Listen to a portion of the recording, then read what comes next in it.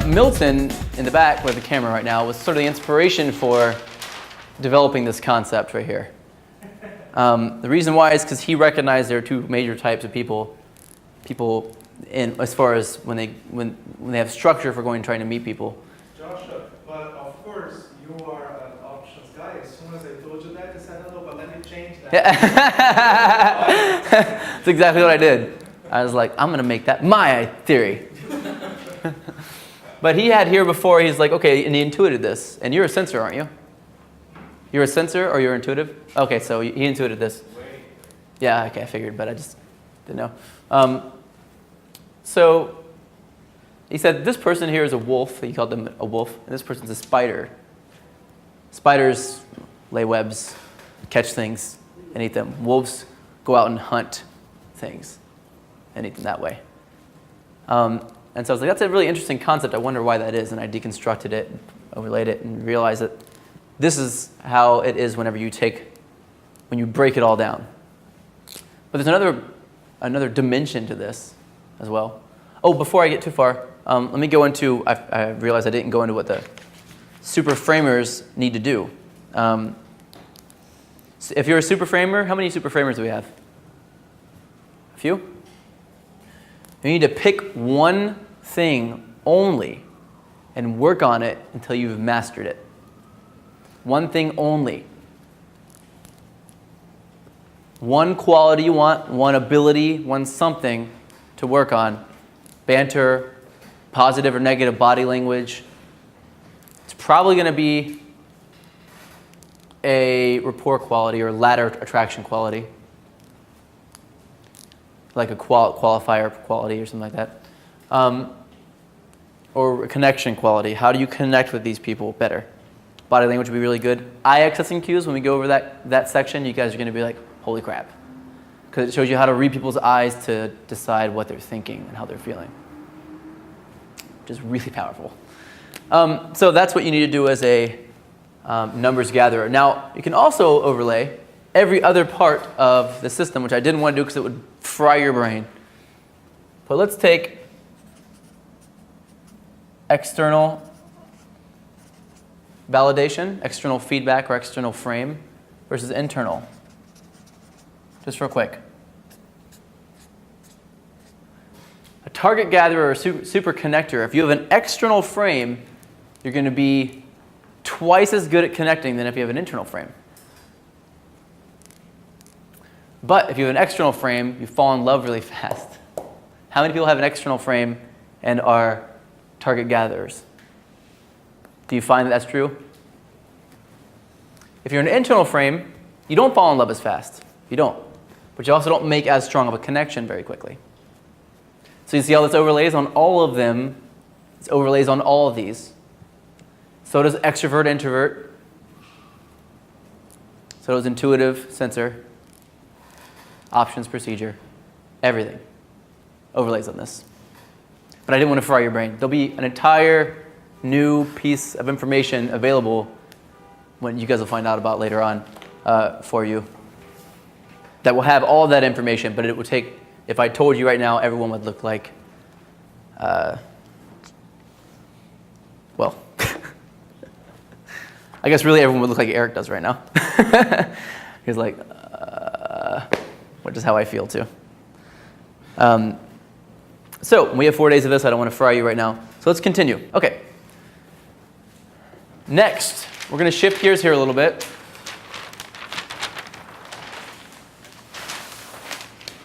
Before I do, though, I want to just stress again that the goal, and I was talking to Mel about this during the break, the goal is to recognize your strengths first. If you feel like you've been working on your weaknesses for a long time, now that you see your weaknesses, you realize you've been working on them forever, stop that for a second and spend a quarter of the amount of time that you've spent developing your weaknesses and just develop your strengths for like 3 weeks. If you are I just took the chart down, but if you are a target hunter, just go out to bars. You probably already have. Go out to bars, go out to high energy environments, and really start using that connective power to get all this information. See how people are different, you're perceiving, you build a lot of attraction. Go out there and just build a shitload of attraction. You have to, because you have to know that you're good at that. If you haven't been doing it, then you haven't been seeing that at all. Like, I suck at everything. That's what perceivers do. We're really hard on ourselves. Oh, I suck. I can't stop learning. Everything's new. I keep fucking up. So if you're a target gatherer, on the other side, then you're a judger, and you're a difference person. So set your house up so that it's awesome, and throw parties at your house. You'll learn so much. That's your strength. Host a party. Host it. Or go to a bar in which you know the bartender and invite people over, or take a girl to a bar that you already know everybody. Do this stuff, because that's your strength. You have to. Then, once you're like, I can do this anytime I want to, then go, well, maybe if I shift gears, I won't be so good. That's what you need to do. Don't go, I suck at everything. Let me try the hardest thing possible and just beat myself to death with it. Just hit myself in the head with it. That's what most people do. That's what I did too for a long time. If you're a numbers hunter and you're a sameness and perceiver,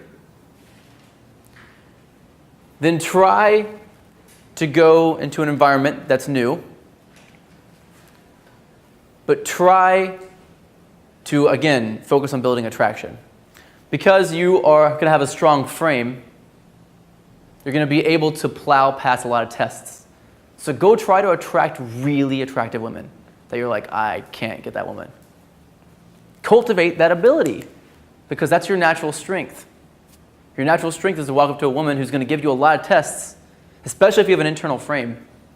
She's going to give you a lot of tests, and you're going to pass them all because you're seeing her as the same as a lot of other women that you know, and you're very perceptive, especially if you have an internal frame. An external frame, you're kind of right in the middle. You're well-rounded. So make sure you do that.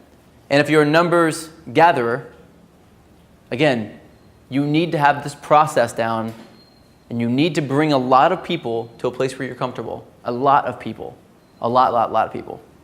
You're going to look at everybody the same, so you're going to have a stronger frame than normal.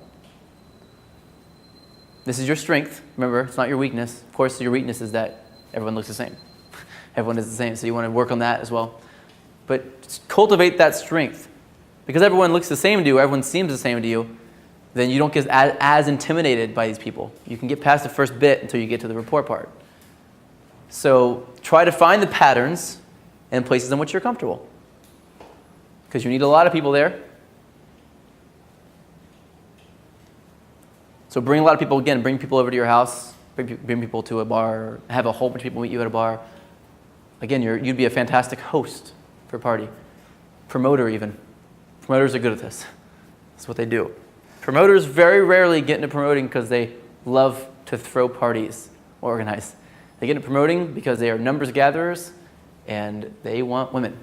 But they don't know how to go out to a bar and be a nobody and pick a girl up. So what do? What works for them? They're smart. Like, well, I'm not very good at that. But if I'm the promoter and I'm a judger and I have a situation in which I'm really comfortable and I have high value already and there are lots of women, I do really well, don't I? It's a numbers game by that point. That's why it's called numbers. Numbers are people who look at people who are the same. They look at everyone like there's a whole bunch of people here, so it's a numbers game. If you don't naturally look at that, then you're probably a different person. And if you've been recently looking at things through those eyes, then you're probably just starting to work on that. Now again, we've all looked at this, we've all said at one point, that's right, that's wrong, or that's not the best way, that's not the best way. And there's all these arguments. The truth is, everyone's right, and everyone's wrong. There's just a reason why. There's a system behind it. And you can tell which one will work for you by dissecting what it is that each one offers. That's what we're doing now. So, shifting gears now. There's also a system, believe it or not. Imagine that, there's a system. There's a system to the way we learn. When I first stumbled upon this, I tried a whole bunch of different systems, like ways to draw this out and assimilate it, but I ended up settling on one called the 4-line. The 4-line was my interpretation of this system and how we learn. Who here has heard that there are 4 stages to personal development? There is subconscious incompetence, conscious incompetence, conscious competence, and subconscious competence. Who's heard that? Raise your hand, okay? I'm going to write those out on the board. 1 is subconscious. I'm just going to put incompetence. That means that you don't realize you suck at something. You know, man, the camera there. You don't realize you suck because you just never thought of it before. It's not within your reality yet.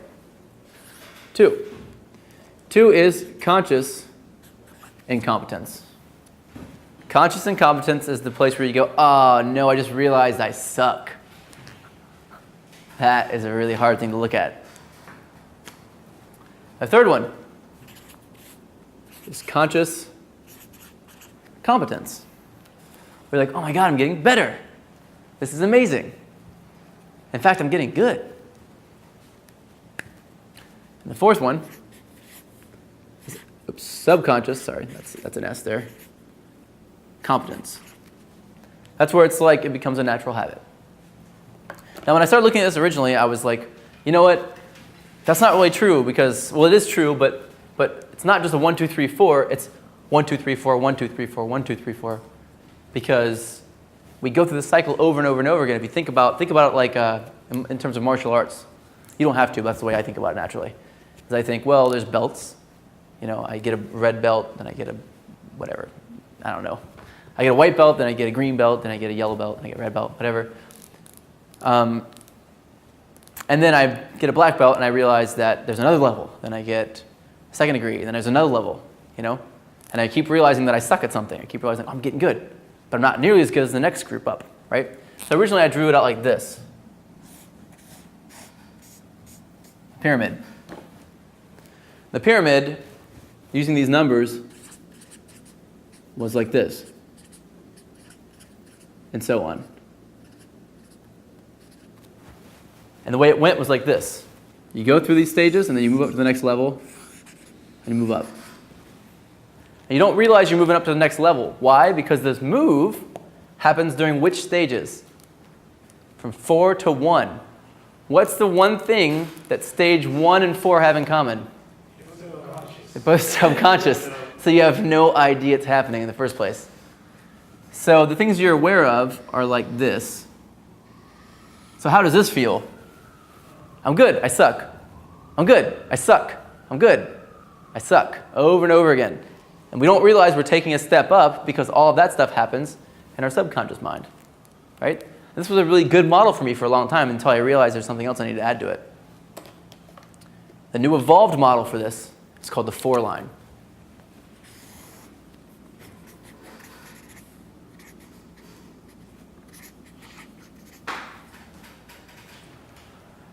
The 4-line. Oh yeah, why don't you do that? Oh wait, before you do that, there's another one. The one underneath that. Wait, no, I put that one in first. Yeah, use the 4-line first. Okay, pass that one out. Thank you. The chart you have in front of you, which I'm going to draw right now, is a chart of the 4-line.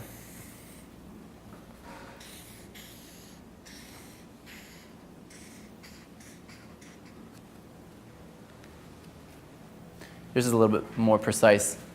I know because I spent forever trying to put it together. I was like trying to be perfect about it. All right. The 4-line says that the line down the center is the 4th stage, hence the name the 4-line. Subconscious competence. This line down the middle can represent whatever you want to, but for now let's let it represent your life. Your life. 0 to death. Okay? This is a typical person's progress. And let's look at confidence as a zigzag. The pendulum. What does this say to you, this graph, if this zigzag is confidence and this 4 line is your life? It's perfect confidence, and the length is your life. Where do you reach pure confidence? At what stage in your life? Right? Don, do you have a question? Or oh, you're just saying you know the answer? Yeah. No, go ahead and answer then. What is it? You never stop growing. You just, Well, you can't see it because we can't zoom in that much. You're constantly calibrating a little bit, right? But I can't draw to an infinite. I mean, I can do lots of stuff, but I can't draw infinity.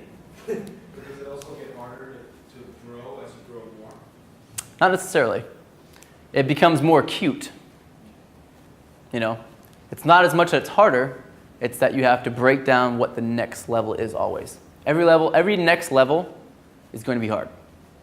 But this is the cool part about this.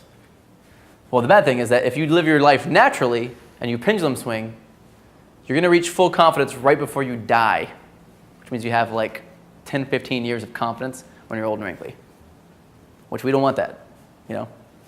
So here's what I figured out, and here's how you can manipulate the system of how you learn to learn more in a shorter period of time, to learn great skills in a shorter period of time. The way that you do that is by recognizing why these zigzags happen in the first place. So when you're born, you're perfect.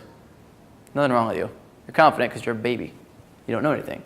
But then you realize, or you don't, you start moving away from the line immediately. Stage 1. Let's say that this person dies at like 70, right? Which means this is, what? What's that? 35? Yeah. 35, which means this is, let's say right here is about, let's just do this. So this is 35, 2015, 10, let's just make that 10 years, right? It's a little bit off, but 10, 15, 20. Okay. So around 20 years old, or actually more importantly around 15 years old, you get your first taste, true taste of failure. Your first true taste of I suck at this. And look how far you are. Geez, how are you going to get back? Really, you don't even know this yet, but you're the farthest out you're ever going to be. I guess this would be furthest, but it's conceptual. But anyway. And then you continue, let's hope. Sometimes you don't, but let's continue. You move forward at around 19, 20, you're feeling on your game. You're like, yeah, I'm doing it. I'm right here. I'm getting better. Going back toward the line, back toward the 4 line. The 3, you're conscious competent. And then you cross over the 4 line, not realizing it. You're so busy being good at what you do, or being awesome, that by the age of about 25, 26, you see a second big oops. And this one's just as big as the first one. This is 4, this is 1. You start to move away from the line again. And you get to 2, conscious incompetence. You realize you suck at something. Okay, so what do most people do whenever they get to the second big screw up? It's just as big as the first one. You're just as far away. You can't really tell from this image, but on the handouts it's the same. People usually go, I've tried it that way, and I've tried it this way, and I screwed up at both. I suck.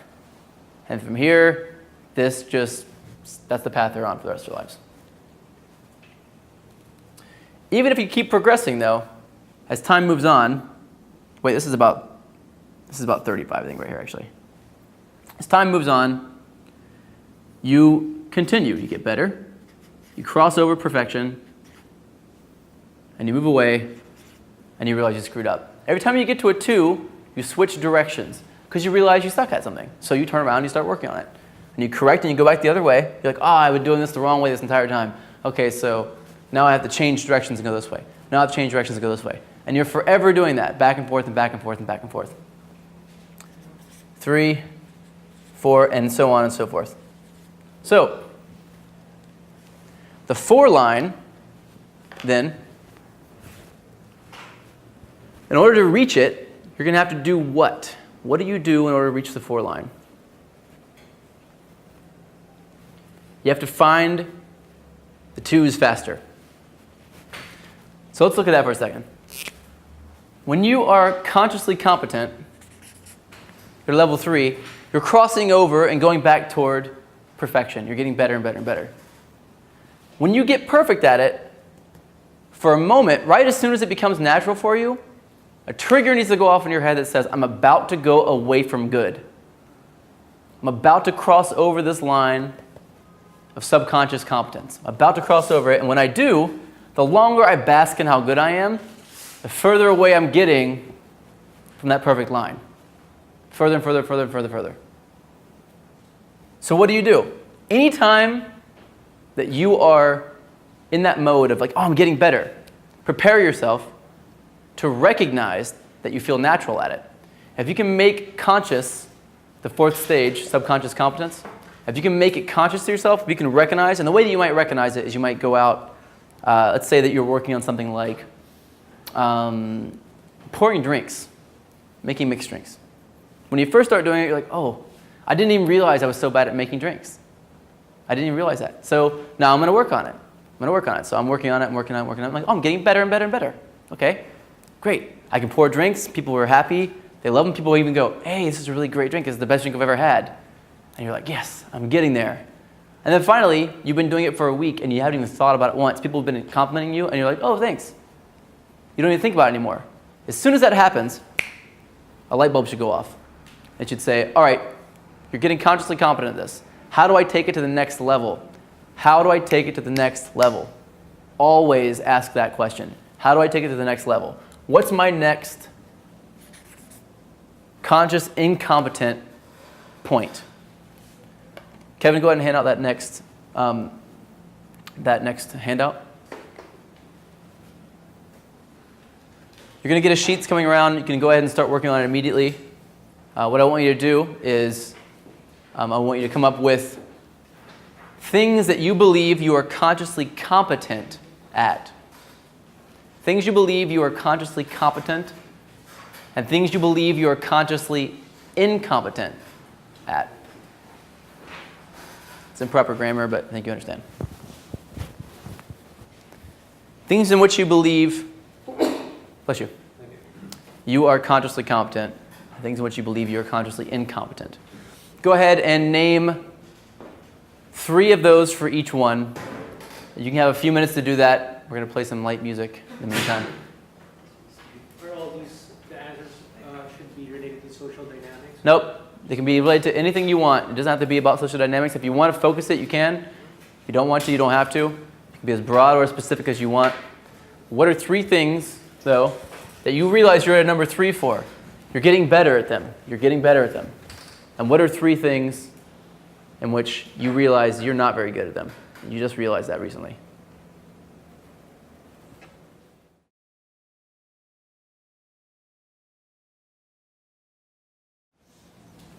Now, what I want you to do right now is I want you to turn to another person you haven't talked to yet in the group.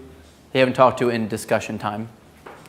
And I want you to tell them the 3 things that you're competent at and the 3 things that you find you're incompetent at the moment.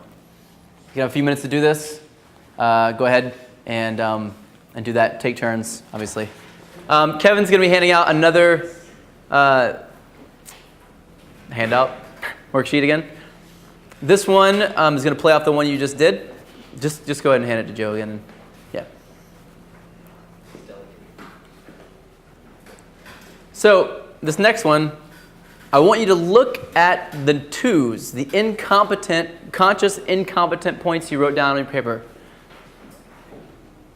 Sorry, I want you to look at your 2's and 3's, actually. Both of them. I think I just wrote down 2's on the paper. Let me see that. Yeah, let's start with, look at the things that you're consciously competent at. Consciously competent, the things that you're good at, you're getting better at. And ask yourself, what's the next level? What is the next level? I know you don't want to because you want to bask in how awesome you are. But don't do that. Ask yourself, what's the next level? This is exactly what you need to do. When you think you're getting good at something, immediately look at what the next level is. Immediately look at what the next level of whatever it is that you're good at. Write down the next level for all three of those points. You have a few minutes to do that. Go ahead and do that now.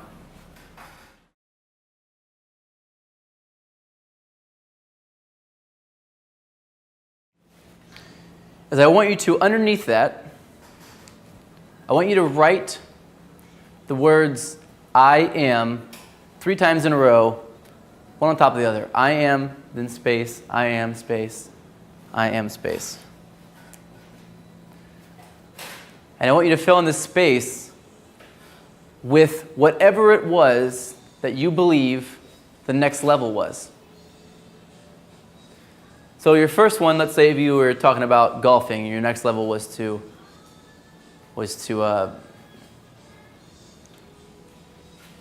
basically perfect putting, right? Let's say that was what it was. Like, oh, well, now I think my next thing, I'm already good at this thing that I'm working on now. I'm getting really good at it. So my next thing is to now work on putting. Okay, so you would put down, I am a phenomenal putter. As if it were true already.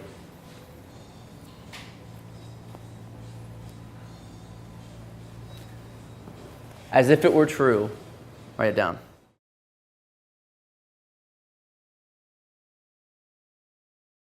All right. So, how many people felt kind of weird doing that? Like it wasn't really, like it was kind of dishonest? Raise your hand. So, the reason why that was an important exercise to do, it should feel a little bit dishonest. I mean, if it doesn't feel a little dishonest, then you probably didn't do the next levels to the point at which you believed your next level truly was. Something that you don't attain already. If you maybe lowered your standards so that you felt like you could meet them. When you do a checklist, if you write in something that you did that day and then check it off already. Do laundry. Oh man, I have a long list of stuff to do, but I already did laundry, so I'm going to write do laundry in and check it off already. If you're one of those people, you probably didn't try to really figure out what the next level was. You probably tried to figure out what you could accomplish as the next level. But you want to think beyond that. What's the next, oh my God, that's the next level for me. So that's okay if you didn't. If it wasn't like, if you're like, I don't really think that's true, then it probably wasn't high enough. That's okay. We'll continue anyway. But that feeling, if you did do it that way, that feeling of, that doesn't really feel real. Those are your beliefs kicking in. Those are your beliefs. And they're telling you that that's contrary to what they understand. Your beliefs are saying, I have a belief that's contrary to this thing that you just said. I identify with something else, and now you're telling me to identify with this new thing. It's going, no, I'm not doing that. The reason why is because beliefs are built in order to protect and promote us. Beliefs are built in order to protect and promote us.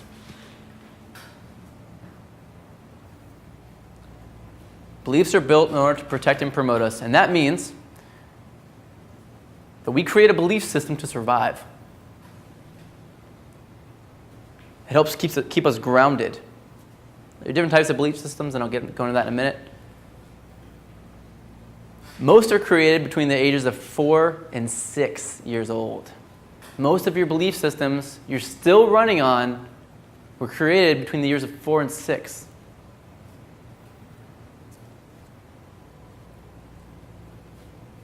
What does this mean?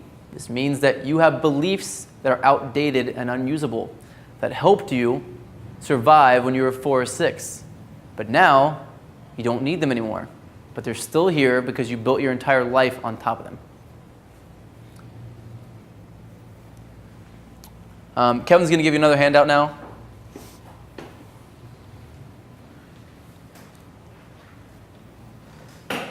We all have belief systems that aren't serving us anymore, that aren't helping us survive, that now are in fact hurting us and making it harder for us to survive.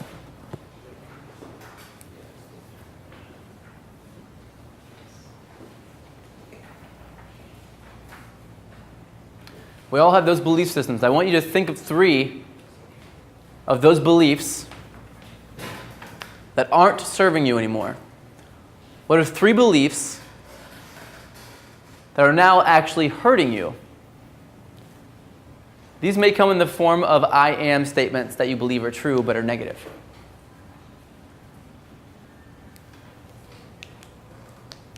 I am blank.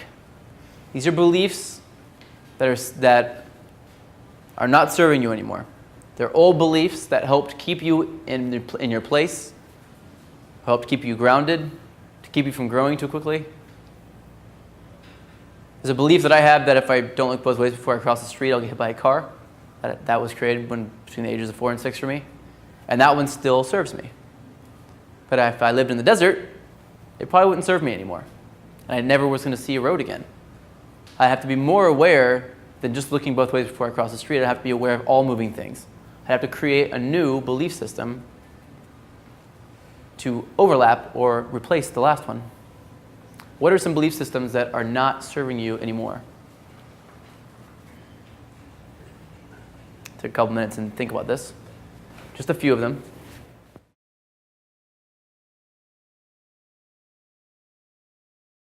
So, what are some beliefs that you created that aren't serving you anymore? What I want you to do is I want you to turn to the person nearest to you that you're most comfortable with. Don't worry about running all over. And tell them what your 3 beliefs that aren't serving you anymore are. These are hard to tell people, but we're here for this. So tell the person next to you and switch and let them know and explain to them briefly. You got a few minutes to do that. Why don't you go ahead and do that now? Okay. This is something that I just realized I needed to touch on that I didn't have set up for you guys. All right. The way we are wired to look at life, it's as though we believe we're walking down a hallway. At the end of this hallway is our goal.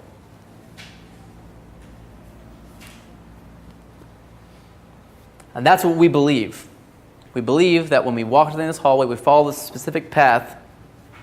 At the end of this path, and we know this, we know it. At the end of this path, the goal is there. We know it. Because that makes sense to us. It's intuitive. But what happens is we get down at the end of the path and we realize there's nothing there. Not only is there nothing there, but there's 2 directions you can go. You can go left or right. Left or right. How about that? You can go left or right. So it looks like this. And here you are. And you're thinking, okay, not only is there nothing here, but now I have to choose a direction, left or right. And what if I go in the wrong one? What if I go in the wrong direction? So there's 3 typical responses to this. One type of person, and we all go through all these at all different times in our lives.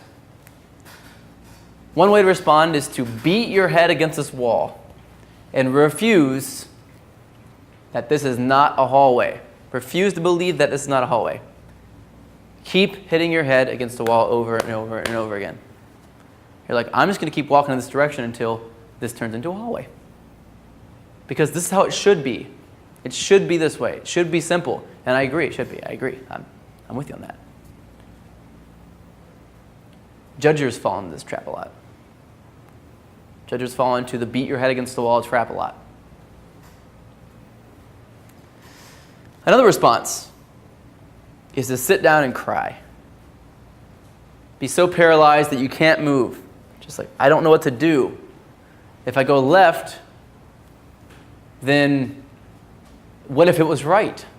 And if I go right, then what if it was left? I can't make a decision. I can't choose. I'm overloaded. Perceivers fall into this trap a lot. So what do? We sit down and we cry. We go, no. This shouldn't be, but now it is. Life sucks. Life isn't fair. And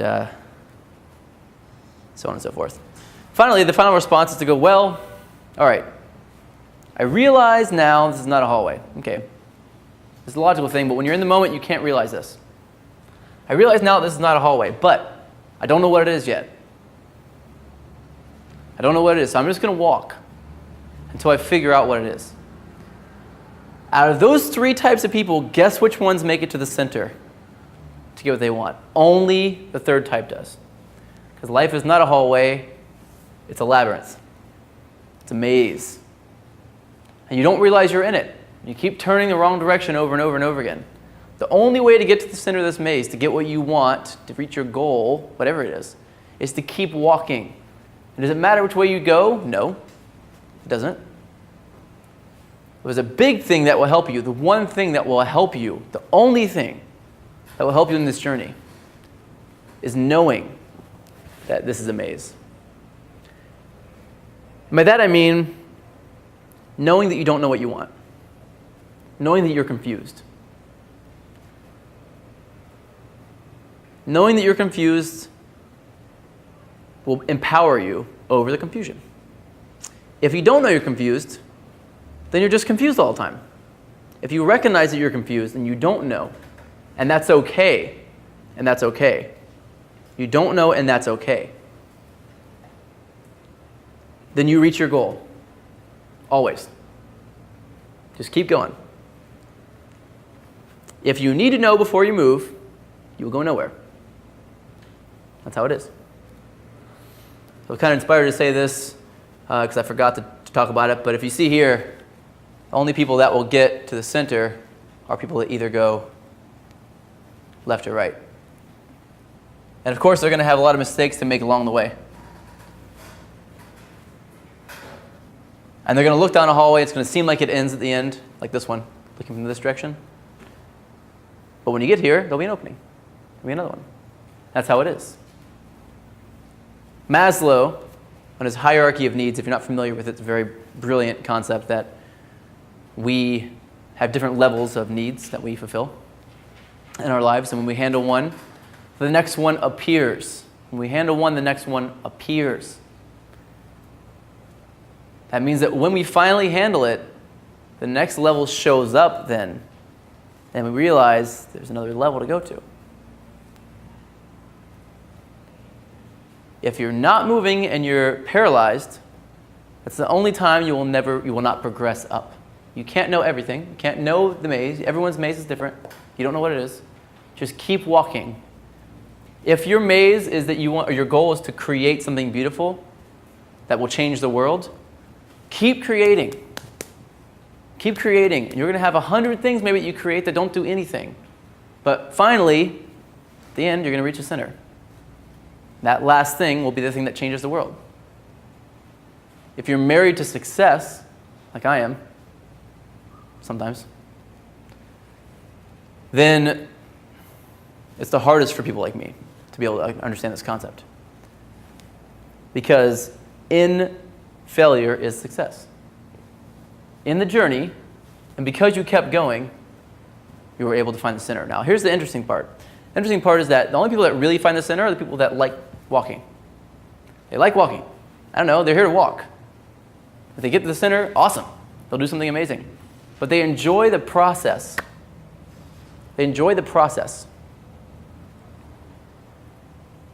If you enjoy the process, then you'll always make it to the goal. If you don't enjoy the process, you'll fight every single step of the way. You won't be able to get there.